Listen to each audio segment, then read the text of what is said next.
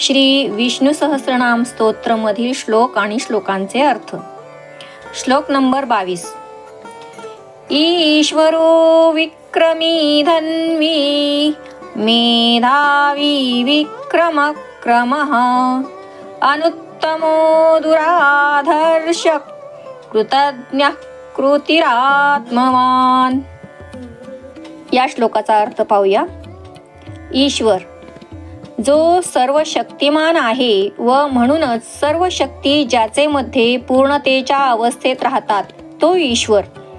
प्रत्येक बुद्धिवान मनुष्यातील चैतन्य शक्ती 3 प्रकारांनी व्यक्त होत असते. शरीराची कृती करण्याची शक्ती म्हणजे क्रियाशक्ती, मनाची इच्छा करण्याची शक्ती म्हणजे इच्छाशक्ती, बुद्धीची ज्ञान करून घेण्याची शक्ती म्हणजे ज्ञानशक्ती. ह्या 3ही शक्ती चैतन्याचीच व्यक्त रूपे आहेत.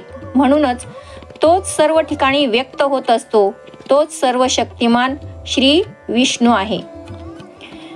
विक्रमी जो विक्रम म्हणजे शौर्य युक्त आहे, म्हणजेच शक्ती, धैर्य व साहस युक्त आहे.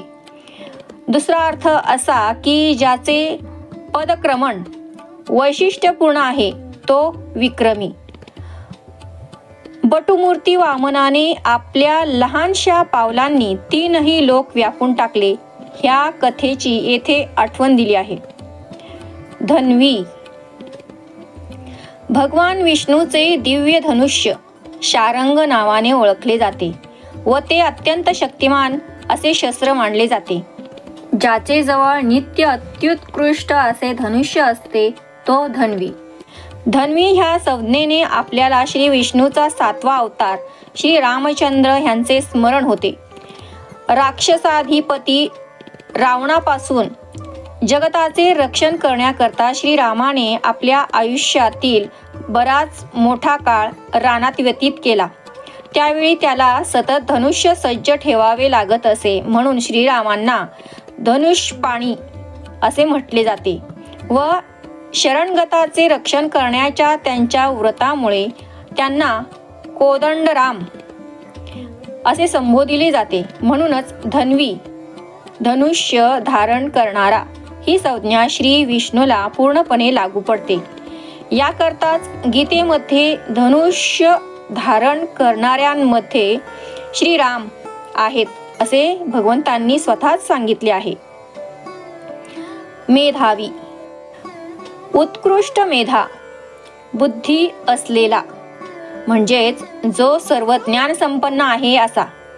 सर्व घडणाऱ्या गोष्टी आपल्या बुद्धीने जो पूर्णपणे जाणू शकतो त्याला मेधावी असे म्हटले जाते.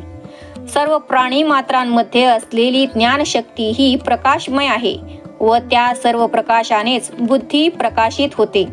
श्री विष्णू हा अनंत प्रकाशमय असल्याने सर्व कालात घडणाऱ्या सर्व घटनांचा ज्ञाता तोच आहे. म्हणूनच विद्या व ज्ञानदात्री श्री सरस्वती देवी ही श्री विष्णूंची प्रत्यक्ष जिव्हा आहे असे मानले जाते.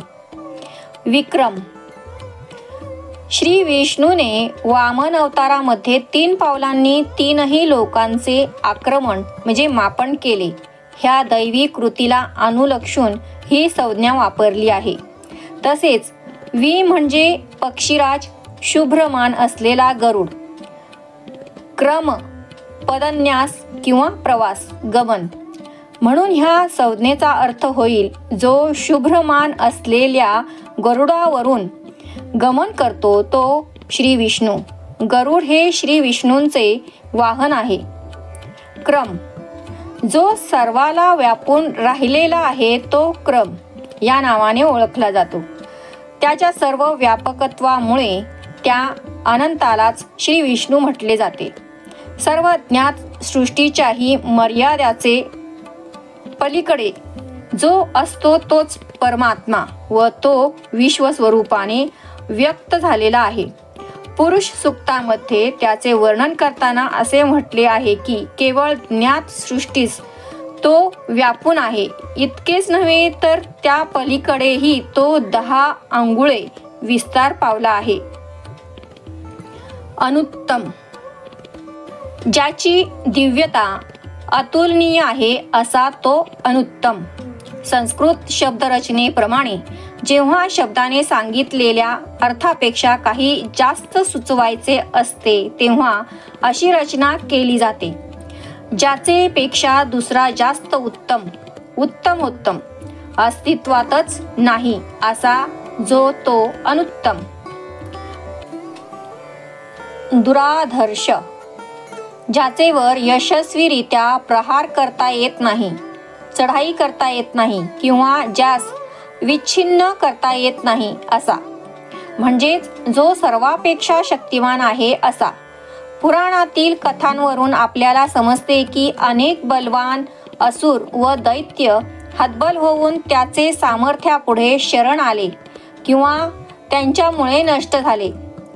ज्याला परमसत्याचे दर्शन झाले आहे त्याच्या मनातील हीनवृत्ती म्हणजे दैत्यवृत्ती व इंद्रियांची मायावी शक्ती म्हणजे राक्षसी शक्ती परमेश्वरावर विजय मिळवण्यात हतबल ठरतात.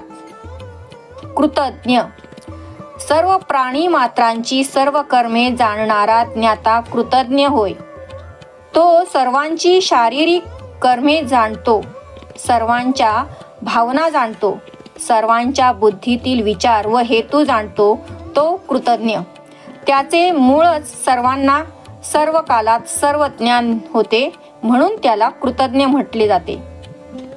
श्री विष्णू भगवान हाच भक्तांची प्रामाणिक तळमळ, खरी विनम्र भक्ती व अंतःकरण शुद्धी जाणणारा आहे व त्याप्रमाणे तो भक्तांचे हृदय आनंदाने व परम धन्यतेने भरून टाकतो.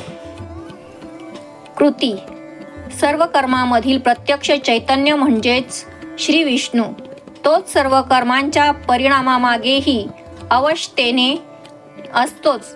तो सत्कृत्याला अभय देण्याकरता व दुष्कृत्याला शिक्षा देण्याकरता अवतार कार्य करतो. त्यालाच कृती असे म्हटले आहे, म्हणजेच तोच कर्मफलदाता आहे. आत्मवान, जो प्राणी मात्रांचा आत्मस्वरूप आहे असा.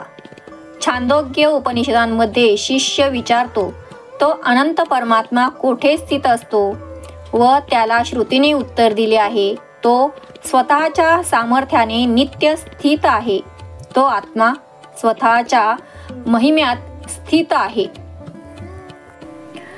म्हणजेच थोडक्यात सर्व शक्तिमान, शूर, शारंग धनुष्यधारी, अनेक ग्रंथाचे ज्ञान धारण करण्याचे सामर्थ्य असलेला, गरुडावरून फिरणारा, चालण्याला कारण, सर्वोत्तम, अजिंक्य, प्राण्यांची कर्मे करणारा, कृतीचा आधार, आपल्याच महिम्यात राहणारा असा श्री विष्णू. रामकृष्ण हरी.